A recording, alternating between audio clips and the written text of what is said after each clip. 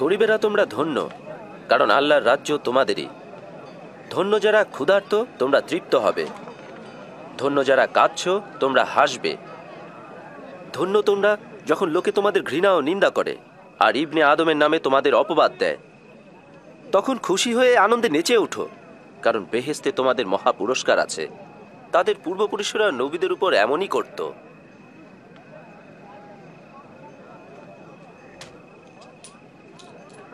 ষোলো, 17, 18, 19, 20 এই আমার সব।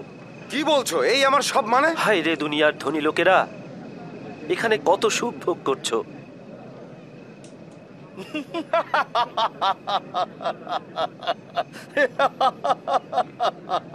সে ধনী হতে চায় না, আসলেই সে পাগল। ঠিক তোমাদের যারা এখন হাসছো, তোমরা দুঃখ করবে ও কাঁদবে।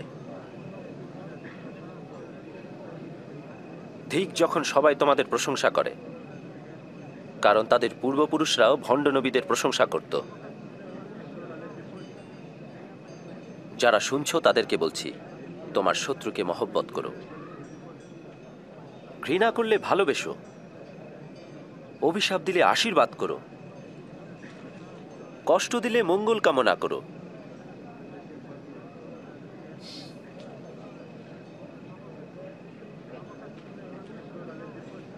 কেউ যদি তোমার এক গালে চড় মারে, তাহলে অন্য গালটিও পেতে দিও।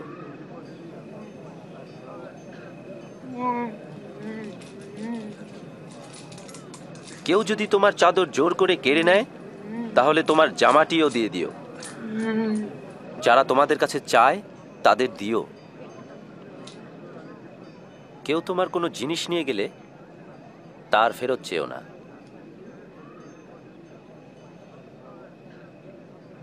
যেমন ব্যবহার পেতে চাও, অন্যের প্রতি তেমনই ব্যবহার করো।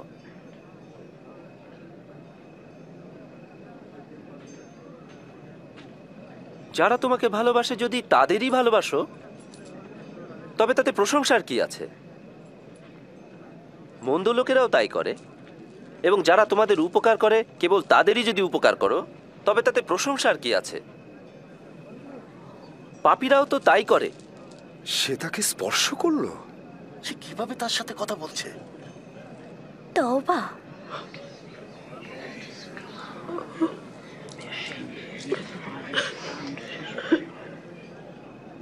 না, তোমার শত্রুদেরও মহব্বত করো, তাদের উপকার করো, ফেরত পাবার আশা না করে অন্যকে ধার দাও, তাহলে তোমার জন্য মহা পুরস্কার আছে।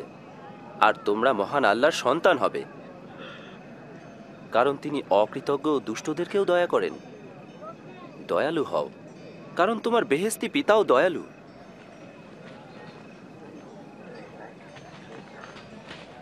রক্ষা করুন হুজুর। বিচার করো না, তাহলে তোমারও বিচার হবে না। দোষ ধরো না, তাহলে তোমারও দোষ ধরা হবে না। ক্ষমা করো, তোমাকেও ক্ষমা করা হবে। আমাদেরকে সেই পথে চালান হুজুর।